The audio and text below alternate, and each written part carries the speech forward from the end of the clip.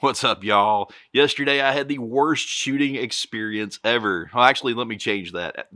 It wasn't experience. It was my worst performance. It falls 100% on me. Let me just go ahead and show you real quick. This was the best run I made in that whole match, but I still failed as a freaking videographer because my rain hood, covered my daggum GoPro. Are you ready? I'm ready. Stand by.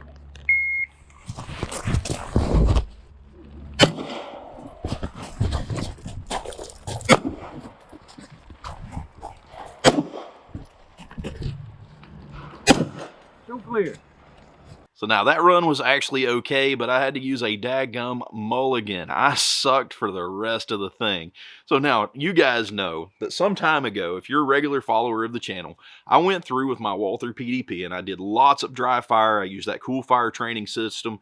Did lots of dry fire, lots of live fire, and I got myself really proficient with this thing. I was enjoying how good I felt shooting this.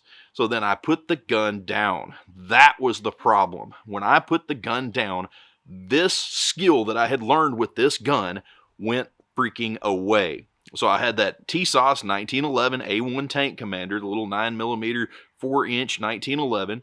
I had that one, took it to a match, had a really good time with it, performed pretty decently.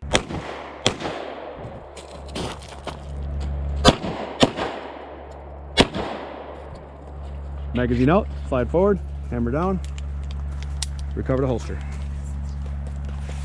Range is safe, tape them up. Nice. 869, clean. And did my review on that one. Then I turned around and I had that SAR SR38. I did the budget revolver versus expensive revolver. So I had the SAR SR38 just as a stock piece, and then my Smith & Wesson 686 as this one that I had TK Custom go through and just absolutely slick up. Then a next match, I took the slick Smith & Wesson 686 to the match by itself and had a great deal of fun. So now what I decided to do with this one, since I guess it didn't feel like I hadn't touched this gun in 3 months, which truth be told, I had not touched this gun in 3 months.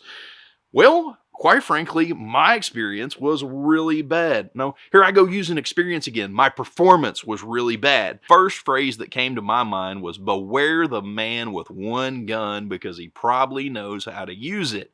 So here I've already listed off, I don't know, what, 3 or 4 guns in this video. So I went to a single action 1911 with a really nice short trigger pull, then a heavy double action revolver, then a really nice light double action revolver, and then tried to circle back around this. Oh, and there was a SAR 9 Mate in there too, so I did a lot of shooting with that SAR 9 Mate.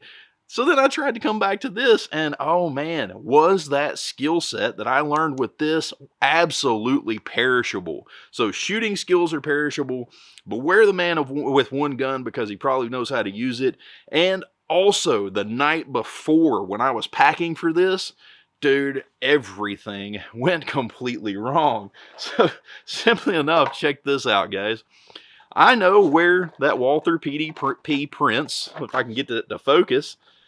That's 115 grain ammo. It still won't focus on it. Let's put it where my face is. Anyway, Federal 115 grain. Well, what did I pack the night before? Federal 147 grain. These two being the only differences on those labels. So here I am knowing where that Walther PDP prints with 115. I go into this and I had that box of 147 and I said, oh my goodness, I don't know where this thing prints. So I mean, instantly in my head, it's just triggering me like this is going to be a bad day. I mean, I'm already telling myself, I don't know where the point of impact is. If I have to do headshots, I know I'm just going to kind of do an average and see where this thing hits because we got 2 different bullet weights, 2 different velocities, and that always changes your point of impact on a gun. So that was going against me. I didn't have my normal holster. I couldn't find my normal holster. And then, of course, with it being a backup gun match, you can't use, I've got a training belt that actually has a really good holster for this one. I can't use it because it stands off the body and drops down a little bit. All of your draws have to be done from concealment. Then add on top of that, okay, so let's go back to the alarm clock. When the alarm clock went off that morning, I have to get up really early because it's a little bit of a haul to go up there. So I had to get up really early. That alarm clock went off and snatched me back into the world. And oh my goodness, man, I was like dead asleep, sleeping like a freaking rock. When that alarm clock went off, it just ripped me out of my dream. I'm sure you guys can relate. So I'm laying there and I'm like, dude, it's raining. I can hear the rain. There's a reason that I'm sleeping so well is because it's raining. Also, it being raining, this is an outdoor shooting range. So I was sitting there trying my dangest to talk myself out of going. I was trying and trying and trying. And I thought, no, just get up. You've had some really good days. Sometimes when you think conditions are going to be the worst, you have some really good days. And of course, I had some buddies that were going to be there. Don and Josh and Brandon and all these guys that normally go with me. So I said, well, we'll go on up there anyway. Well, I went up there. So Josh, Brandon didn't show, guys. But Don did. I had a good conversation with Don. And of course, everybody else that's there. It's a nice laid-back match. We had a great deal of fun. But during this match, it was a whole bunch of things that are hidden. So think back. I don't know exactly what my point of impact is. I am highly unpracticed with this thing at this point. And everything's hidden. They put shirts over the A-zones. So you kind of know where your A-zone is going to be. But of course, if you're just 1 inch out, you're going +1. And so then you have headshots. If you miss the headshot, you're +5. So all of these things were just laying into just this catastrophic effect. But now I will say, a bad day of shooting is still better than a good day at work, though there has to be a caveat. It could be a bad day of shooting where nobody gets injured. I guess that's the way we'll put it. But anyway, so here I am going through this thing, and everything's hidden. We've got, they put some 6-inch plates for one range, or for one stage. They put 6-inch plates behind a rubber dummy. And these 6-inch plates just kind of didn't line up. You kind of had to go over there behind it and look at it and kind of x-ray each one of them. And you had to go from near to far. So you had to shoot the 3 guys. And then you had to hit the plate and knock it off the stand to neutralize the guys. Well, anyway, I shot the first one. Ding! Hey, cool! You got 5 rounds to knock off 3. So I had 4 rounds left for 2 targets. Sounds like my probability is pretty high, huh?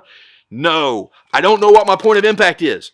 So I've x-rayed this guy and I know where the steel is hiding behind him, but I got no clue where I'm printing. So I had knocked the first one off. As I said, I transitioned over to the second one and pow. I'm like, where's it at? Pow, where's it at? So I'm trying to go all around this thing, and I wasted 4 rounds and didn't even knock the plate off. And then, of course, for the third guy, I didn't knock the plate off, so that's plus 10 seconds. Bad day. So then also, when I was talking about the rain too, you've got a rain jacket. So I'm used to clearing a hoodie, or I'm used to clearing this, or I'm used to clearing that. So I've got a rain jacket and it's freaking soaked. So every time I go to clear it, I'm wiping my hand across this wet jacket and grabbing a hold of the PDP. So I got water all in there. And I mean, now this thing is very grippy. I mean, it is extremely grippy, but I got a wet hand and everything. And so anyway, the hands are cold. It was like freaking 42 or 43. I don't know how many degrees it were. But anyway, my hands were cold. The freaking hands are wet. I've got this extra layer of clothing. Just a daggum mess. But yeah, the reason I'm making this video, most guys, it's like you've got a YouTube channel. You're the one that's filming. You're the one that's editing. You can always make yourself look good.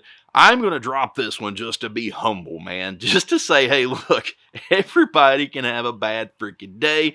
That all of your skills, your shooting skills are perishable. So if you haven't touched your gun in a little while, jump up and grab it.